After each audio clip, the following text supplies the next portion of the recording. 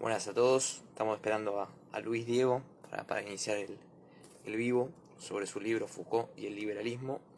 Así que bueno, estamos ahora esperando.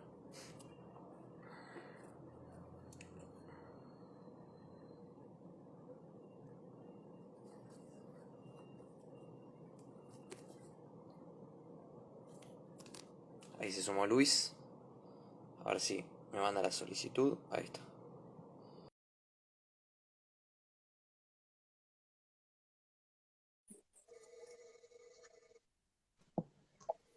¿Cómo estás, Luis? ¿Me escuchás?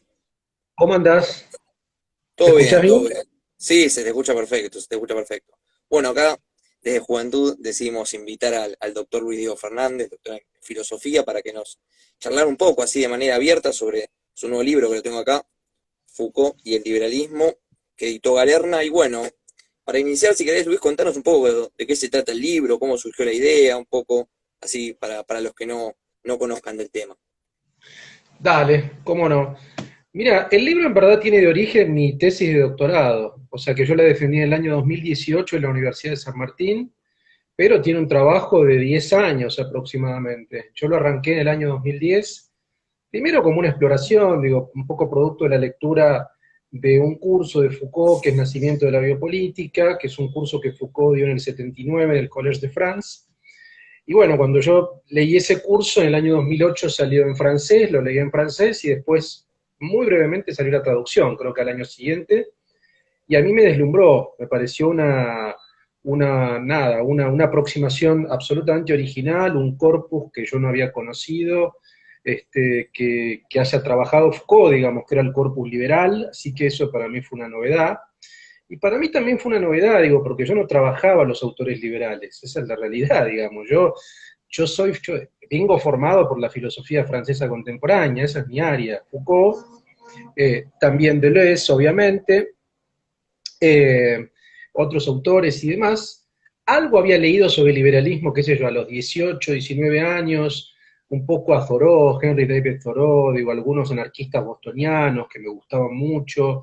Después en la Facultad de Filosofía en grado tuve a Osvaldo Guariglia y con Osvaldo vimos, pero la tradición más liberal. O sea, Osvaldo era un liberal progresista, un rolsiano, ¿viste? Entonces tenía conocimiento de Rawls, de su debate con Nozick, pero era un conocimiento hasta ese, digamos, en ese sentido.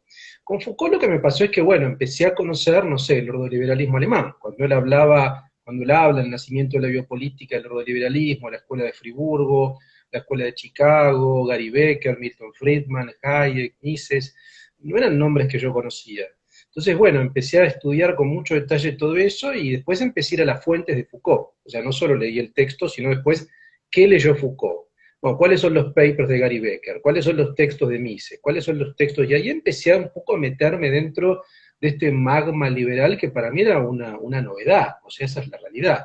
Hoy ya no es una novedad, pero era una novedad. Entonces, un poco el punto de partida fue esa lectura de hace 10 años, y a mí lo que me sorprendía era que, bueno, yo no veía una crítica de manera directa de Foucault al liberalismo, o sea, veía incluso hasta alguna afinidad, hasta cierta afinidad con algunos elementos.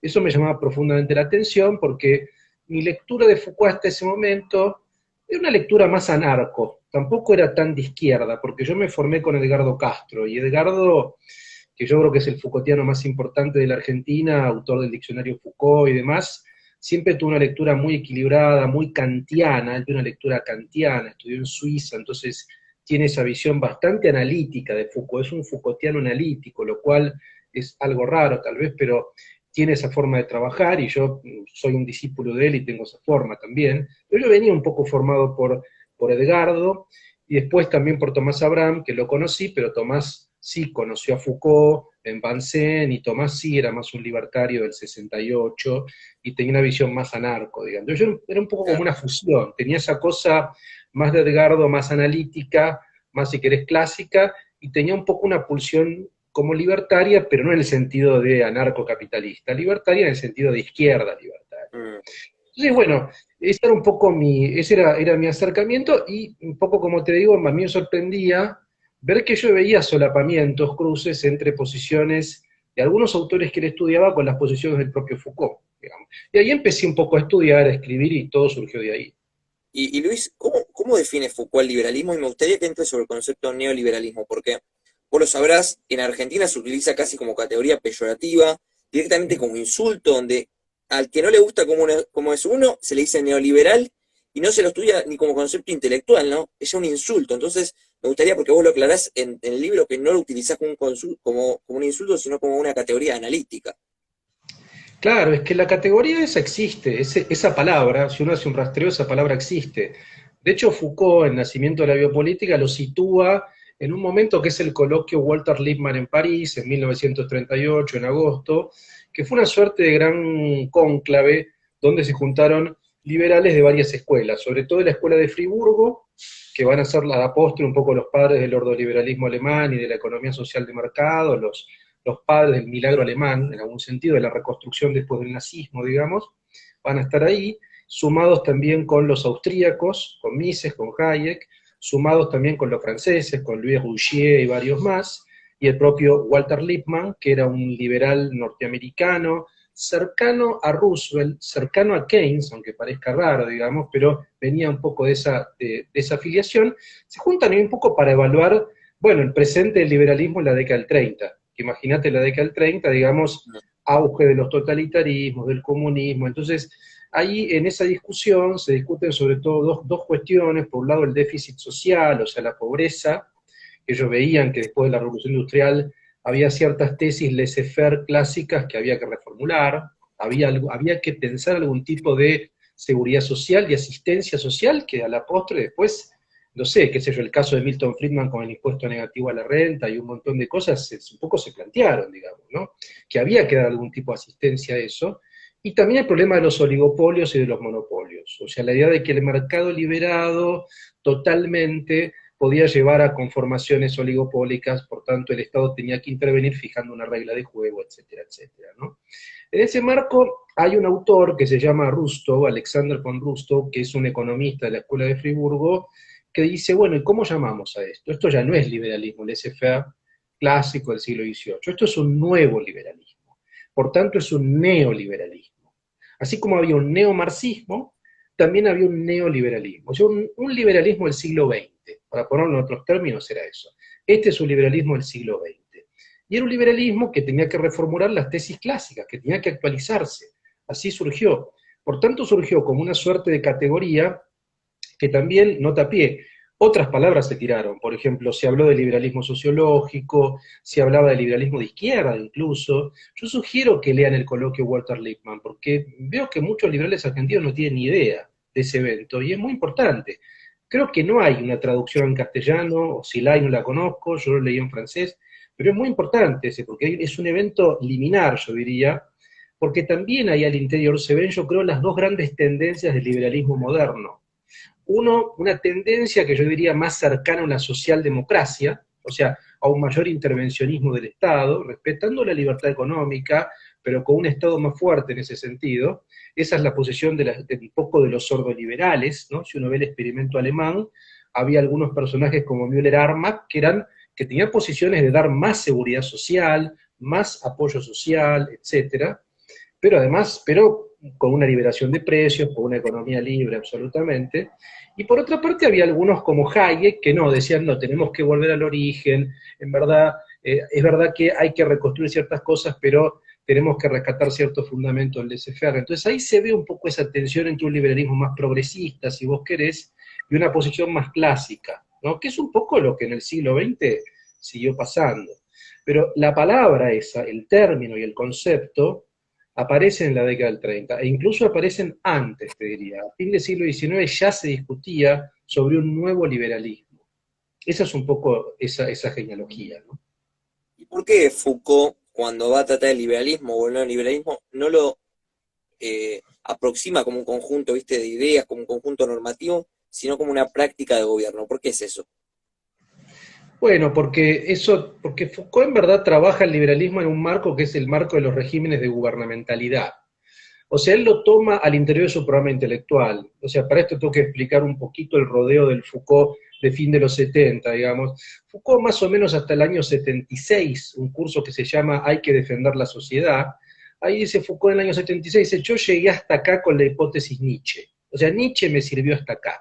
O sea, la teoría del poder de Nietzsche me sirvió hasta acá. La teoría del poder como lucha y dominación, como tensión de polos opuestos, me sirvió para pensar algunos problemas, que fueron los que Foucault pensó a principios de los 70, si querés del 70 al 75, de la penalidad, de la punición, libros como Vigilar y Castigar. Esa teoría del poder me sirvió, y tenía bastante fundamento nietzscheano, para pensar estos problemas. Ahora, para pensar otros problemas que son los que Foucault empieza a pensar a partir del 76, 77, ya no me sirve esta teoría.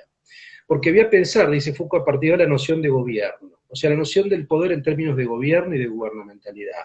Entonces ya no necesariamente pensar el poder en términos de gobierno y gubernamentalidad implica dominio, implica coacción, uno voluntariamente puede ser gobernado.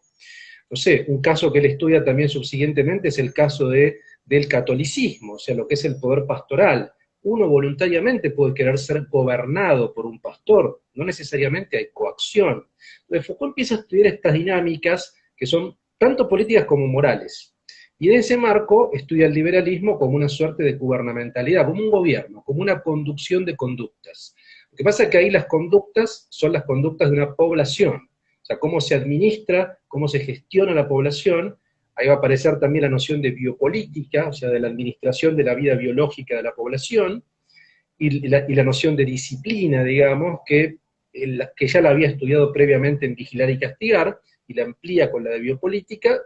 Una se aplica a los cuerpos individuales y a los espacios cerrados, como la prisión, por ejemplo, al dispositivo disciplinario, y la biopolítica no, porque la biopolítica ya se administra una población, y no necesariamente se hace de manera disciplinaria. No necesariamente hay que disciplinarlo, digamos. Sí hay que normalizarlo, en el sentido de establecer normas, obviamente, y pautas de conducta y pautas administrativas. Las instituciones estatales son normalizadoras, nos gusten o no. Pues en ese marco Foucault, a partir del año 76, 77, hace esa operación, es un cambio metodológico, deja de lado su nietzscheísmo, que yo creo que está demasiado acentuado, o sea, es un momento de Foucault el nietzscheano. Hay un Foucault que no es tan nietzscheano, que es el del liberalismo, donde empieza a pensar en términos de el poder en términos de gobierno, de conducción de conductas, ¿no? Y es así que piensa el liberalismo como una suerte de racionalidad de gobierno, una racionalidad de gobierno no pastoral y una racionalidad de gobierno crítica, porque nace la Ilustración. Entonces, eso es lo que le interesa a Foucault, o sea, cómo se puede gobernar de manera no pastoral y de manera crítica, ¿no? Eso es muy interesante. Por tanto, él no lo piensa ni en un sentido puramente como una teoría económica, ni como una teoría normativa. Eso es muy original, es lo más original para mí que tiene su acercamiento al liberalismo. Uno está acostumbrado, sobre todo los que están en círculos liberales, yo ya conozco bastante porque estoy muy en contacto con eso, que se suele enfocar al liberalismo en una posición normativista o economicista.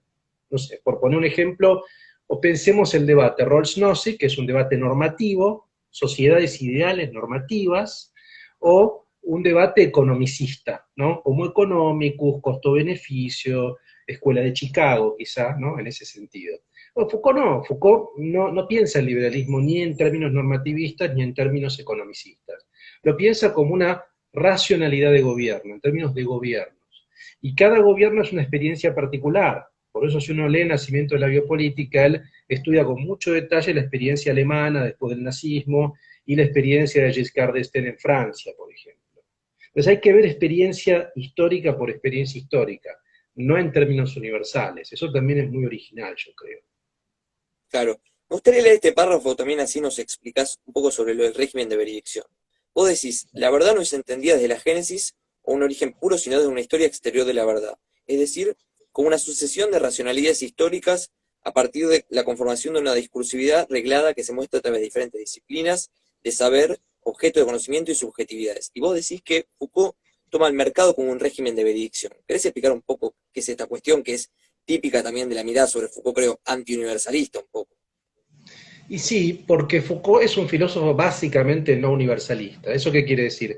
Bueno, eso quiere decir que no parte de términos universales. O sea, si uno, no sé, piensa en Platón, uno piensa en la filosofía clásica, en la filosofía medieval, digamos, en general se partía de la definición universal, qué es la libertad, qué es la justicia, qué es la belleza, y a partir de ahí hay una suerte como de derivación lógica y los particulares eran bellos, justos o libres en tanto en cuanto participaban de la idea de belleza, de justicia o digamos, o de lo que sea.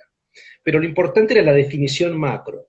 Foucault nunca define, o sea, nunca define la libertad, nunca define el poder, nunca define el Estado, es su forma de trabajar, es un filósofo nominalista, que parte de términos, parte de discursos y parte de experiencias concretas, experiencias históricas concretas, o sea, y en esas experiencias históricas concretas, Foucault lo que determina es que hay regímenes de verdad o de veredicción, es decir, ¿en qué sentido habla de regímenes de verdad o de veredicción? Bueno, y ahí nos tenemos que remontar un poquito a Las palabras y las cosas, otro texto de Foucault del año 66, donde Foucault lo que plantea es que la historia es una sucesión de epistemes, o sea, una sucesión de racionalidades, ¿no? Discursivas. Entonces lo que él dice es, a ver, cada racionalidad discursiva, si quieres cada época, para ponerlo en un lenguaje un poco más claro, cada época tiene su verdad, no hay una verdad universal.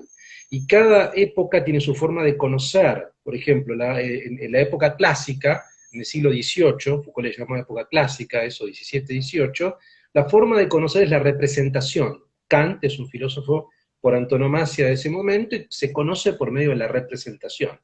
Yo accedo a la verdad representando mentalmente el exterior, por tanto hay una duplicación en mí y en el mundo, por ejemplo. Antes no era así, en el mundo renacentista se conocía por medio de la semejanza, o sea, yo conocía producto de la analogía. Entonces, Foucault lo que va viendo es que no existe la verdad, existen diferentes configuraciones históricas de la verdad. En el caso del liberalismo, es una racionalidad de gobierno que nace en la época clásica, que nace en el siglo XVII, XVIII sobre todo, y que está muy vinculada con esta noción de representación. El mercado, en este caso, según Foucault, es visto como una suerte de representación de la verdad. Es decir, en el mercado, para los liberales clásicos, se podía determinar, por ejemplo, la justicia. O sea, ¿cómo sé si un precio es correcto? ¿Cómo sé si un precio es justo? Bueno, en función de la oferta y demanda. Es decir, no es algo que yo puedo prefijar. Bueno, en función de la oferta y demanda, la justicia, desde el punto de vista económico, la establece el mercado.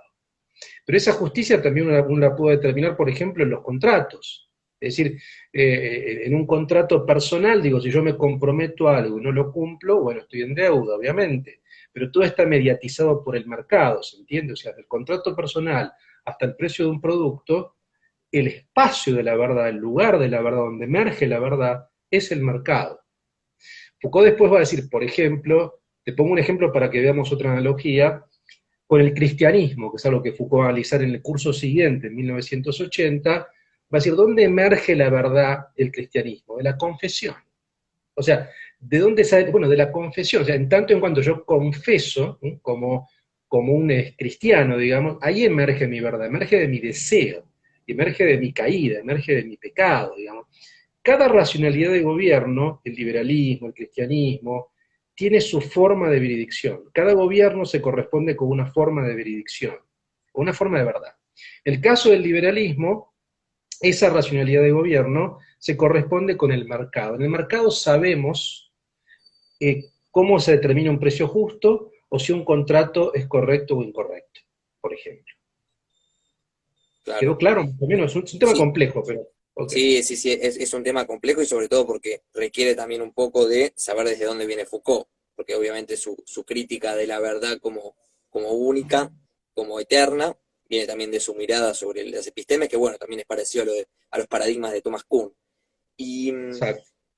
y Luis Diego, ¿cómo Foucault, porque vos siempre destacás en el libro que él sentía mucha afinidad por Gary Becker, ¿no? Y por sus escritos sus escritos antipunitivistas. ¿Cómo es esa cuestión? Quizás el análisis, no economicista, como bien lo señalás, pero el método de costo-beneficio para analizar, por ejemplo, el delito o el consumo de drogas. Sí, a mí me parece que uno de los autores donde más afinidad hay es con Gary Becker, porque me parece que ahí se cruzan dos matrices que si bien, a ver, Foucault y Gary Becker, por supuesto, sus formaciones son completamente distintas, pero me parece que tácticamente hay un lazo conductor, hay un hilo conductor, es decir, Foucault tiene una visión antipunitivista respecto de los hábitos personales, respecto de lo que llama las prácticas minoritarias, respecto de los estilos de vida, si querés, y Gary Becker también, por lo menos en los papers que Foucault analiza, uno se llama Crime and Punishment, que es el más importante, yo creo, también tiene una visión antipunitivista. Lo que pasa es que las formas de procesar el antipunitivismo vienen de tradiciones distintas. En el caso de Becker, llega a esa posición producto sí de una evaluación, de una grilla de inteligibilidad, dice Foucault, económica. Es decir, ¿por qué? Bueno, producto de que poner en funcionamiento un aparato punitivo, represivo, policial, judicial implica un costo. Y es un costo que no tiene un retorno, o sea, es un costo que se pierde, porque nunca se erradica el delito. Nunca se erradica el delito, nunca se gana la guerra contra las drogas, digamos. Por tanto, se pone en funcionamiento un costo que siempre es superior al beneficio, que siempre es superior al retorno. Entonces, un poco lo que plantea Foucault en su análisis, que le interesa de Gary Becker y que le interesa de la Escuela de Chicago, son, yo te diría, dos o tres cosas. Primero, que ellos se enfocan a los individuos de manera despsicologizada, si querés. No hay una visión antipsicologista, digamos, no hay una antropología del criminal. O sea, lo que él dice es que cualquiera en potencia podría ser un criminal, en el sentido de que si yo cometo una acción que está penada por el Código Penal, soy un criminal, pero no hay nada en mí que me predisponga. Y eso le interesa del análisis que hace la Escuela de Chicago, porque todos nosotros, incluso, digamos, hace un análisis en términos de costo-beneficio de cualquier conducta, de conducta legal o ilegal. O sea, cualquier conducta puede ser susceptible de ser analizada en ese sentido. Pero por un lado está este elemento que uno podría llamar antipsicologista. Y por otro lado, el elemento antidisciplinario. Es decir, la visión es antidisciplinaria. Es decir, no es que hay que meter preso a una persona que se fuma un cigarrillo de, digamos, como de cannabis. No, no, o sea, es una persona que, bueno, evaluó costos y beneficios, tomó un riesgo en todo caso, si la sustancia es ilegal, se expuso a ello y la compró, digamos. Entonces, lo que le interesa a Foucault sobre todo es la forma de analizar, una forma antidisciplinaria, para él antihumanista, porque no hay un modelo antropológico universal, ¿no? Los individuos son agentes económicos. A mí me parece, esta es mi interpretación, que hay cierta afinidad con cierto resabio estructuralista de Foucault, ¿no? O sea, Foucault venía de cierto estructuralismo en los 60, que es una visión bastante antihumanista, y la Escuela de Chicago venía de esa visión, sí, que es economicista, que es de agentes económicos, pero que es desantropologizada, ¿se entiende? Entonces ahí hay una confluencia, pero la confluencia en el fondo es política, es táctica y política, es decir, los dos sostienen posiciones antipunitivistas, antidisciplinarias, pero yo creo que eso es lo que les seduce bastante, ¿no? Claro. ¿Y vos crees que, porque yo creo que uno de tus objetivos en el libro y en tu tesis, lo que fue en su momento, es ver hasta qué punto se puede hablar, ¿no?, de un Foucault liberal. ¿Vos crees que los círculos Foucaultianos acá en Argentina, sobre todo que son hegemónicos, que tienen esa interpretación nietzschiana, si se quiere, el Foucault que se puede llamar de izquierda, que ellos mismos lo llaman marxista, cuando, bueno, después vamos a hablar un poco, si querés, sobre eso, ¿vos crees que le tienen miedo a estos últimos textos de Foucault? Porque hoy, te doy un ejemplo, hoy estaba viendo un vivo de Instagram de un filósofo, ¿no?, que decía, no, porque la crítica de Foucault al neoliberalismo a partir de Nietzsche. ¿Vos crees que realmente hay miedo a estos últimos textos de Foucault que realmente no tienen un juicio negativo, por lo menos, hacia lo que sería el liberalismo o el neoliberalismo? Mira, yo siempre digo, primero lo que tienen que hacer es leer el curso. Esto se lo digo a los liberales, sobre todo, que no lo han leído, que lean mi libro, obviamente, pero además de mi libro, que lean Nacimiento de la Biopolítica, porque leyendo Nacimiento de la Biopolítica se van a dar cuenta cuál es el acercamiento que tiene Foucault al liberalismo. Primer punto. Segundo punto, con respecto a lo que es el Foucaultismo en Argentina o el Foucaultismo en América Latina, sí, a ver, claramente hay una hegemonía, una lectura que es más de izquierda, eso no tengo ninguna duda, yo conozco de adentro eso, yo vengo de la UBA, vengo de la USAM, si bien insisto, yo estoy formado por Edgardo Castro y Edgardo no es así, tiene una lectura que no viene en ese sentido, es una lectura kantiana, te diría, de Foucault, o gente como Tomás Abraham tampoco tiene esa lectura. Me parece a mí que esas lecturas vienen más de sociales, vienen más de las facultades sociales de la UBA, que desde mi punto de vista no son lecturas rigurosas con la conceptualidad de Foucault, o sea, con las nociones de Foucault. Y por otra parte, que yo no creo que haya un desconocimiento, a mí me parece que hay una incomodidad, que les incomoda. Entonces, como incomoda las posiciones que tiene Foucault, bueno, es mejor ocultarlas, o es mejor también, lo que he visto mucho trabajando en el libro, corregirlas. Hay muchos autores, sobre todo, que intentan corregir a Foucault. Dicen, no, acá se equivocó, acá en verdad no quiso decir esto, acá en verdad él no conoció el desarrollo del neoliberalismo en la década del 80 con Reagan y Thatcher, y no conoció en la década del 90 lo que es el capitalismo financiero, por tanto hay que corregirlo con Marx.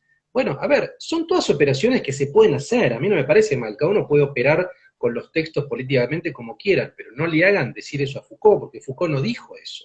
Entonces, por supuesto que todo el mundo hace un uso político, y por supuesto que uno puede tomar un autor, sobre todo Foucault también, a ver, uno tiene que ser honesto, Foucault mismo dijo, mi filosofía es una caja de herramientas, y ustedes pueden usarla como si fuera una pinza, pueden tomar la pinza y usarla en un sentido u otro. Él habilitó una visión de usuario, muy contemporánea por otra parte, ¿no? De usuario de su filosofía. Lo que pasa es que los usuarios de su filosofía han sido hegemónicamente de izquierda en ese sentido, ¿no? Y me parece que estos textos son textos que los incomodan, pero en la bibliografía que yo cito en mi libro, vean toda la bibliografía que yo cito en mi libro, van a ver que hay, bueno, que no es así, o sea, que las lecturas angloamericanas no son así, que incluso lecturas francesas más contemporáneas no son así. Hay un libro que yo recomiendo mucho que se llama La última lección de Michel Foucault, de Geoffroy de la Gannerie, que es un francés, que lo tradujo Fondo de Cultura, que no es así, que ya reconoce que ese Foucault es muy incómodo, y sí, porque realmente fue un descubrimiento para, sobre todo para, bueno, muchos Foucaultianos que cuando leyeron el curso se sorprendieron, digamos. A mí no me sorprende, o sea, a ver, Foucault era muy anticomunista, era fervientemente anticomunista. ¿Eso quiere decir que era capitalista? No, también era crítico del capitalismo. O sea, Foucault era escéptico, era un filósofo escéptico. Para mí la mejor definición es la de Paul Bain, que realmente lo conocía como un arqueólogo escéptico. Era un arqueólogo escéptico que hacía descripciones, diagnósticos de dispositivos, no tomaba una posición en sus libros, ¿no? Sus libros eran grandes descripciones, y dejaba a criterio de cada uno. Y tenía un temperamento libertario, en el sentido de crítico de las instituciones disciplinarias del Estado, eso no hay ninguna duda que es así. Ahora, eso no quiere decir que Foucault tuviera una visión naïf del mercado, no, no la tenía, hay que ser honesto y hay que decirlo, por eso tampoco yo diría, y lo digo en el libro, digamos, que no se puede hablar de un Foucault liberal, o sea, eso sería una exageración, se puede hablar de una confluencia, de una convergencia, de una lectura, si vos querés, que tiene puntos en común, que yo creo que tiene puntos en común con algunos autores de la tradición liberal. Eso sí creo. Ahora, por supuesto que no es un autor parte del corpus liberal, no, no lo es, no, eso no hay duda que no. Y de hecho, en una parte del libro citas, si no me equivoco, la frase no será exacta, pero dice que Foucault dice que todo lo que la tradición socialista ha producido a lo largo de la historia es malo, es detestable, no me acuerdo la palabra exacta que utiliza, vos también decís que apoyó a los nuevos filósofos, a Henri Levy y a todo ese grupo después de lo que fue el archipiélago Gulag de Solzhenitsyn, digamos, Sí, que se dieron cuenta de lo que era la Unión Soviética, ¿no? Se peleó con Deleuze también. sí, eh, eh, eso es muy importante porque a veces yo creo que se asocia mucho Foucault con Deleuze, ellos fueron grandes amigos, pero fue una amistad particular, yo creo que fue una amistad un poco asimétrica, había más admiración de Deleuze hacia Foucault que de Foucault hacia Deleuze, ¿no? Pero, y ellos fueron muy amigos hasta el año 77, después que Foucault publica La voluntad de saber, Deleuze escribe una carta, un texto que se llama Deseo y placer, donde hace observaciones muy críticas respecto al análisis que hace Foucault del poder, y ahí se distancian, Foucault nunca le responde, o sea que había diferencias desde el punto de vista filosófico y había diferencias desde el punto de vista político. Una es la que vos mencionás, o sea, en la década, a mediados de los 70, ya te diría 76, 77, bueno, hay un caso que es icónico, que es el caso Klaus Croissant, que es un abogado, que yo lo menciono en el libro, un abogado de la banda de Bader, que es una banda terrorista de Alemania Federal. Ese abogado se va de Alemania, se va a Francia, digamos, y ahí se arma una discusión dentro de la intelectualidad francesa, donde se arman dos grupos de alguna manera. Un grupo que dice, bueno, tenemos que defender el derecho al asilo, Foucault está de acuerdo, o sea, tiene que tener derecho al asilo, pero yo no defiendo la causa del abogado. O sea, Foucault disocia muy bien entre que está bien, que este tipo tiene que tener derecho al asilo, tiene que tener derecho a la defensa en un juicio justo, me parece perfecto, pero yo no defiendo su causa, yo estoy en contra del terrorismo. O sea, Foucault estaba en contra del terrorismo, claramente, estaba en contra de la banda de Bader y en contra de la calificación de Alemania Federal como un Estado terrorista. No era un Estado terrorista, decía Foucault, era una democracia. Sin embargo, por ejemplo, Deleuze, Guattari y otros autores no, criticaban a Alemania, estaban a favor de alguna manera de la posición terrorista de la banda de Bader. Sumale otros elementos, por ejemplo, también como los disidentes soviéticos, el caso Solzhenitsyn, el caso del archipiélago Gulag, digamos, Foucault se solidariza fuertemente con la disidencia soviética, reciben a Solzhenitsyn creo que el año 73 en París, digamos, ahí se acerca tácticamente a los nuevos filósofos que critican las posiciones de la izquierda totalitaria. Deleuze, al revés, critica fuertemente a los nuevos filósofos. Bueno, la verdad es que Foucault, desde el año 77 en adelante, se acerca a posiciones en lo político que son muy liberales. O sea, defiende derechos, critica a la izquierda totalitaria. Gran parte de sus discípulos o de los nuevos filósofos, no sé, André Glucksmann y demás, después terminaron muy, muy vinculados con posiciones liberales e incluso conservadoras, digo, terminó cerca de Sarkozy, Glucksmann. Entonces, quiero decir, es importante hacer como un contexto, porque si no, no se entiende en qué momento Foucault se aproxima al liberalismo. Ese es el contexto en el cual se aproxima también, ¿no? Y otro elemento que te sumo es la crisis de la izquierda. O sea, Foucault estaba muy, muy en contra de lo que era la unión de la gauche, era la unión del Partido Socialista con el Partido Comunista, era muy anticomunista, no quería que Mitterrand se aliara con los comunistas, no vota por Mitterrand, Deleuze sí vota por Mitterrand, es muy crítico de ese gobierno, y por tanto ahí también ves una diferencia importante, y él se acerca mucho a lo que se llama la segunda izquierda, que era una fracción minoritaria liderada por Michel Rocard, que era una suerte de socialdemócrata bastante liberal, que fue el padre político, por ejemplo, de Emmanuel Macron, de Manuel Valls, del ala liberal del Partido Socialista. Y Foucault estaba muy cerca de Rocard. Entonces, nada, si uno ve tácticamente la posición que él tenía en los 70, los textos que trabajaba, bueno, la verdad es que todo parecía confluir hacia posiciones liberales progresistas, ¿no? O sea, estamos hablando del Partido Socialista, pero era el ala liberal del Partido Socialista, digamos, ¿no? Eso es lo que uno ve, si uno toma la foto como de Foucault a fin de los 70, era ese Foucault. Era un Foucault muy distinto del Foucault de principios de los 70, que estaba cerca de los magos, por ejemplo, por ponerte un ejemplo. Y un poco la actualidad, ¿cómo ves el liberalismo vos, Luis? Y sobre todo en Argentina, ¿no? Con este auge, si se quiere, de los últimos años. ¿Cómo lo ves? Mira, yo creo que es una buena pregunta, y lo hablo mucho con amigos liberales y demás. Eh, a mí me parece interesante toda esta suerte de convulsión que se da. O sea, yo veo, eso sí es algo nuevo, que no lo veía en los años anteriores. Veo que hay realmente una suerte de efervescencia, sobre todo en chicos. Lo veo en mis alumnos. Yo tengo alumnos en la Universidad de Itela que se definen liberales, libertarios, anarcocapitalistas, bueno, cada uno no importa en su tribu, digamos, pero eso no pasaba antes. Y eso me parece un indicador que me parece interesante para leerlo, para hacer un diagnóstico. ¿Por qué está pasando esto? A mí me interesa más que adjetivar o que decir está bien o está mal. Lo que me interesa es dar cuenta que hay algo que está apareciendo que antes no aparecía, ¿no? Entonces, eso es un primer punto que yo marcaría. Después lo que veo es un tribalismo que lo veo igual en la izquierda, ¿no? O sea, para ser honesto, esta necesidad tan identitaria, esta política tan identitaria que a veces muchos liberales critican a la izquierda la política de la identidad, yo lo veo en el liberalismo, o sea, esta necesidad de, no, yo soy paleolibertario, no, yo soy anarcocapitalista, no, yo soy no sé qué. Bueno, eso es una necesidad identitaria, ¿no? Tribal, te diría, que me parece extraña, digamos, también me parece un poco, no sé, como formar parte de un club, ¿no? Propio también de cierta juventud que necesita pertenecer a un grupo, la noción de grupo de pertenencia, de tribu, ¿no? Eso lo veo, no sé si me parece bueno, quizá no, eso no me parece tan bueno, pero es evidente que está. Y bueno, después sí aparecen, y después otro nivel sería como la oferta electoral, es decir, ver si esto se constituye en algún tipo de oferta electoral. Hoy uno ve en algunas encuestas que Esper y Milei están midiendo un 8 o 10%, lo cual no es poco, digamos, ¿no? Antes medían un 1%, 2%, entonces me parece que incluso puede haber algún tipo de representación. No sé realmente, incluso uno hasta leía hace poco que Macri y que Juntos por el Cambio quieren ir a hacer una alianza táctica o quieren de alguna manera cooptar parte de ese número porque no es un número despreciable. Quiero decir, es un actor que ya no es tan marginal como era años antes, ya no es un actor marginal, Y producto de eso me parece es porque hay muchos chicos, hay muchos jóvenes que se están metiendo en esto.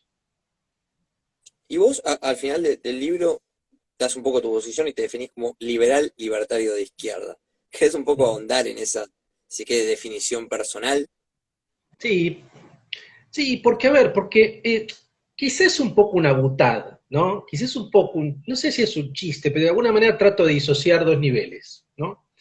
Un poco hoy justo yo lo ponía en Twitter también eso, ¿no? A mí me gusta mucho la palabra libertario.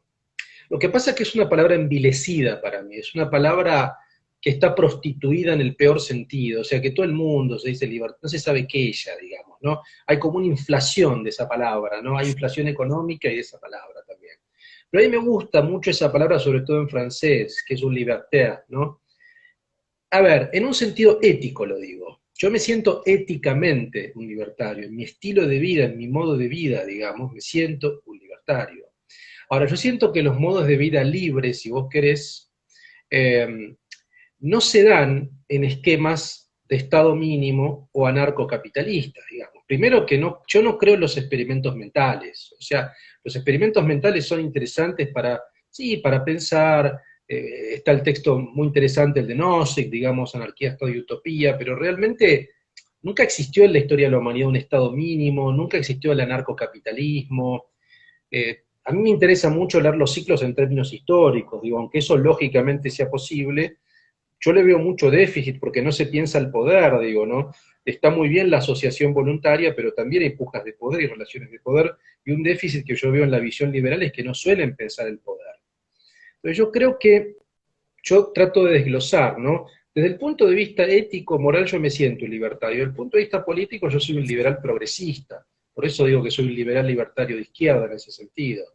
Yo, si querés, para ponerlo en un sentido más claro, estaría más cerca de Rawls que de Nozick, a pesar de que admiro a Nozick profundamente, me interesa mucho la visión utópica de Nozick, pero yo no veo una contradicción, no puede sostener una visión utópica, esas comunidades que él plantea, un Estado más grande. De hecho, eso sucedió. California, la década del 70, las comunidades hippies, eso sucedió bajo gobiernos mucho más grandes que el Estado mínimo. O sea, mientras haya una libertad de asociación, me parece perfecto, y además yo considero que tienen que haber, hay funciones del Estado que son un poco más que el Estado mínimo, la educación, la salud, las carreteras, digo, la cultura también, digo, yo creo que yo no tengo una visión economicista y solo marco hacia el final del libro, digamos, yo creo que no se pueden medir todos los bienes en términos estrictamente económicos, el lenguaje es un bien social, la cultura es un bien social, los discursos tienen que circular, para mí, más allá de su rentabilidad, porque eso hace al juicio, a la formación del juicio crítico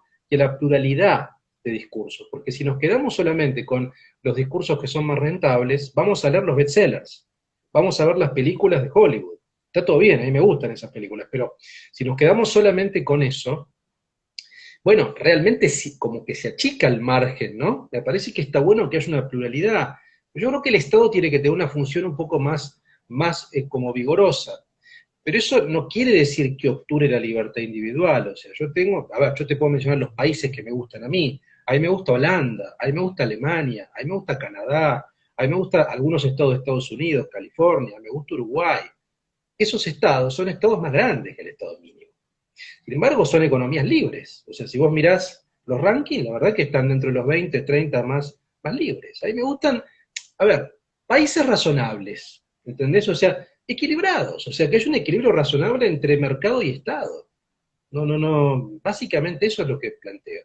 Entonces, sería un liberal progresista, si vos querés, desde el punto de vista político, y además creo que bajo esquemas liberales progresistas, los estilos de vida, como diría Foucault, los estilos de vida minoritarios pueden proteger y ser, y pueden florecer también. Se puede experimentar más que no bajo un gobierno conservador, obviamente. Claro, ¿no crees? Bueno, creo que escribiste un poco sobre esto, ¿no? En Twitter, de la locura que se ha llegado que Foucaultianos defendieron a rajatabla la cuarentena y con otras hipocresías que se puede dar homosexuales que defienden el guevarismo o feministas que defienden el régimen de Maduro y no muestran sororidad con las mujeres venezolanas.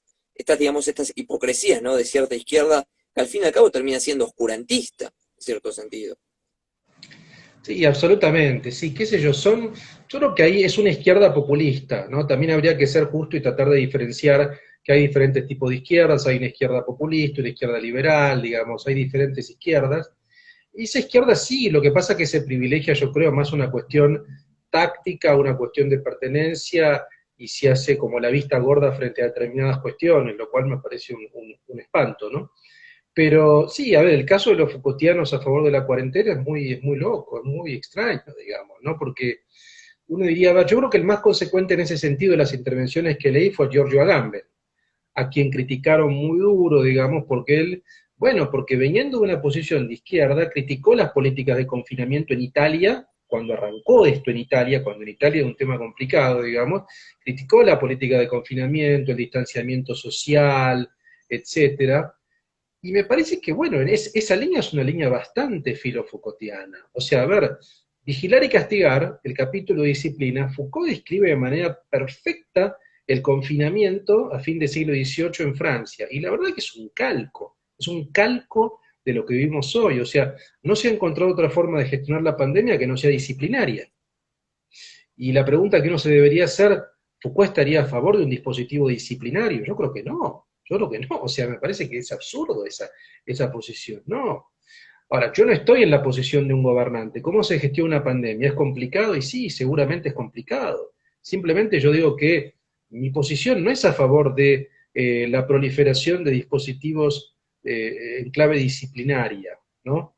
Quizá habría que encontrar una suerte de equilibrio entre la libertad, como una libertad más responsable y ciertas políticas de cuidado que está bien, yo tampoco soy un suicida, uno tiene que cuidarse, digamos, pero me parece que sí, esas posiciones son absurdas, y ni hablar, digamos, obviamente, las posiciones, un poco lo que citaste, de homosexuales a favor del régimen cubano, que es un delirio, digamos, ¿no? Es un delirio, basta estudiar un poco para descubrir los UMAP, o sea, los campos de concentración de los homosexuales, de los drogadictos, ¿no? El cuerpo del revolucionario era un cuerpo que tenía que ser como liberado del vicio burgués, digamos, ¿no? Claro, Y absolutamente, es absolutamente absurda esa posición. una locura. Ya con las Sí. últimas preguntas, ¿qué estás leyendo ahora, Luis? En estos días, en estas Estoy semanas. leyendo. Mira, ahí estoy viendo los libros que tengo. Estoy releyendo la biografía de Foucault de Didier Ribon, que se reeditó por Cuenco de Plata, que le recomiendo. Si quieren leer una buena biografía, yo la había leído hace muchos años y la estoy leyendo, está ampliada, la recomiendo. Mira, puedo mostrártela, se las muestro en la cámara. Está buenísima esta biografía, es la mejor para mí de Foucault. Y después algunos textos en francés, Teoría King Kong de Virginie Despentes, que es una autora, una novelista francesa que me gusta mucho, está traducido, Teoría King Kong, está traducido, y Paul B. Preciado, que es un filósofo que me gusta mucho a mí, es un filósofo transgénero español, el texto se llama Je suis un monstruo qui vous parle, o sea, soy un monstruo que les habla. Es una conferencia frente a 3.000 psicoanalistas, una demolición del psicoanálisis lacaniano impresionante, digamos. No, creo que se tradujo al castellano, ya, o se está por traducir, y también, mira, les muestro algo también del palo liberal, digamos. Creo que es mi liberal favorito, Thomas Sass, El mito de la Bien. enfermedad mental, ideología y enfermedad mental. Es uno de los autores que más me interesan. También tiene otro texto sobre drogas que me encanta, Nuestro derecho a las drogas, me gusta mucho. Me parece que y no se le da tanta bola, se lee más economistas y no psiquiatras como Sass, ¿no? Yo recomiendo, por ejemplo, un autor liberal que está bueno al cual se acerquen, es Thomas Sass, que tiene mucha afinidad con Foucault, la crítica a la psiquiatrización y todo esto, hay elementos en común. ¿Y cómo ves, bueno, tu oficio, más allá de tu gusto, es ser filósofo y ser docente de filosofía? ¿Cómo ves a la filosofía en el mundo y particularmente en Argentina?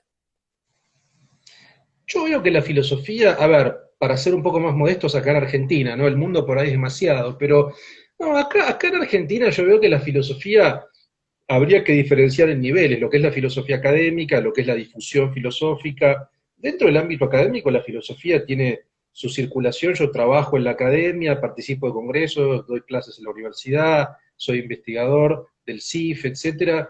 Tiene su circulación, sí, obviamente, tiene una circulación propia con las pautas normativas académicas. Cuando uno escribe un paper tiene que escribirlo de determinada manera. A mí no me molesta eso, antes era un poco más punk, digamos, ya no me molesta tanto, a mí me gusta el rigor, me parece que está bueno que haya rigor, me parece que ayuda también a ser más sofisticado, más sutil, pero a veces está bueno también un poco congeniar, o sea, esa pata académica que tiene su circulación y que la veo bien, con una pata, perdón, más en los medios o más en la difusión, o en grupos privados o grupos por fuera de la academia que también te acercan a otro tipo de gente, que no es la gente que está en el mundo académico, y eso está bueno, o sea, que uno salga un poco de ese circuito, tenga cierto aire fresco y lo renueve. Y en ese sentido creo que la filosofía ha crecido mucho. Hay muchos difusores, algunos me gustan más, otros me gustan menos, hay un montón de difusores, pero más allá de mi gusto personal, que es irrelevante, está bueno que se hable de eso, está bueno que circule el discurso filosófico. A mí me gusta que circule el discurso filosófico, me parece que está bueno, que es mejor que circule ese discurso que otros, ¿no? Claro. Y de hecho, creo que hace un año atrás tuve con Tomás Abraham en su estudio, me imagino que lo conocerás, libros y Sí. libros que tiene, es impresionante. Y él decía, ¿no?, que para que la filosofía también tiene cierta rigurosidad y cierto estudio. ¿Vos viste esa posición que han visto algunos que divulgan la filosofía, que no, se puede filosofar de todo, y cualquiera puede ser filósofo, y hasta del vaso que tengo enfrente o del café del domingo se puede filosofar? ¿Qué sentís con eso, que quizás no tiene cierta rigurosidad, también hay cierto estudio que requiere la filosofía? Sí, ahí hay que diferenciar por ahí en el uso coloquial, digo, ¿no? Vamos a hacer filosofía con los amigos a un asado, digamos, que es hablar de la vida, del trabajo, de lo que es el trabajo, digamos, ¿no? Que por supuesto es completamente distinto, ¿no? Me parece que Tomás estaba haciendo alusión al trabajo. Y el trabajo, sí, la filosofía es un trabajo como cualquier otra disciplina, si querés, de las humanidades. O sea, se la puede comparar con la historia, no sé, con la sociología, con la ciencia política. Y bueno, eso tiene una especificidad y tiene una especificidad. Esa especificidad consiste en estudiar, y estudiar, eso siempre lo dice Tomás, siempre me acuerdo, estudiar no es lo mismo que leer. O sea, leer no se tira en la cama y lees una novela, pero estudiar es distinto. Estudiar tenés que sentarte, tomar un libro, marcarlo, tomar apuntes, hacer cuadros sinópticos, discutir con el libro, es decir, tener una posición muy activa y que eso desgasta. Eso es energía psíquica muy fuerte, digamos, ¿no? Discutir con el texto. Es muy distinto estudiar que leer por placer, que está buenísimo, digamos, ¿no? Entonces, hay una primera fase que implica eso, una segunda fase que implica tomar los apuntes y hacer algo con los apuntes, escribir una ponencia, escribir una conferencia, un artículo de un libro entero, lo que sea. Todo eso lleva tiempo, lleva trabajo, y sí, por supuesto, eso es trabajo, digamos, ¿no?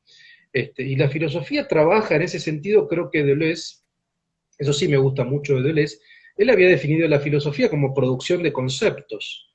La filosofía tiene un material propio, que es el concepto. Y me parece que es la clave, ¿no? Es decir, los filósofos trabajamos con nociones. Somos como orfebres, ¿no? A mí me gusta mucho esa figura del orfebre, ¿no? O sea, estás todo el tiempo trabajando, no sé, Foucault, la noción de dispositivo. Dispositivo de seguridad, dispositivo disciplinario, dispositivo de sexualidad. Bueno, ¿cómo los definimos? ¿Cuál es el campo que atraviesan esas nociones? Te tienen que gustar mucho los conceptos, o sea, a mí me gusta mucho la conceptualidad. Es distinto, no sé, de un escritor que trabaja con personajes, ¿no? Con historias. Quien decía eso también muy bien era Deleuze. Les decía, los filósofos tienen personajes conceptuales. Claro, tu personaje es el concepto. En todo caso, por ahí creas un personaje como el Zaratustra de Nietzsche, digamos, o como el genio maligno de Descartes, digamos, como un recurso ficcional para explicar algo. También lo puedes hacer. Pero básicamente te tiene que gustar mucho trabajar con la abstracción conceptual, digamos. Y ya como última pregunta, ¿por qué leer Foucault y el liberalismo? Bueno, para tener una lectura distinta. O sea, yo recomiendo básicamente que lo lean a los liberales y a los Foucaultianos. Probablemente a los dos haya cosas que les molesten y que les incomoden, pero está buenísimo, porque me parece que la filosofía tiene que producir un poco eso, una interpelación, digamos, ¿no? A ver, es el primer libro en castellano Es el primer libro que está escrito originariamente, digamos, en nuestra lengua sobre este problema. Hay libros en inglés, hay libros en francés sobre el vínculo de Foucault con el liberalismo, pero en castellano no. Entonces, es un libro original, es un libro nuevo para la lengua castellana, y que yo creo que a los liberales les va a ayudar también para repensar cuestiones que tienen automatizadas y que no cuestionan, y a los Foucaultianos, me parece, para iluminar partes de Foucault que no veían con claridad, o que les incomodan, o que desconocían. Entonces, me parece que de un lado y del otro puede ser interesante. Bueno, genial, lo vuelvo a mostrar acá. Foucault y el liberalismo lo editó Galerna, un gran libro que se lee fácil. Así que bueno, Luis, ahí lo muestra también él. Y te agradezco mucho por este video, donde tratamos bastantes temas y ojalá se vuelva a repetir. Un placer, Brian. ¿Esto lo van a subir? ¿Vas a subirlo en algún lado? Lo vamos a Después. subir, lo vamos a subir, vamos a subir. Luego te lo Buenísimo. paso. Así que Dale. gracias, Luis. Gracias, Brian. Nos vemos, che. Chau, chau.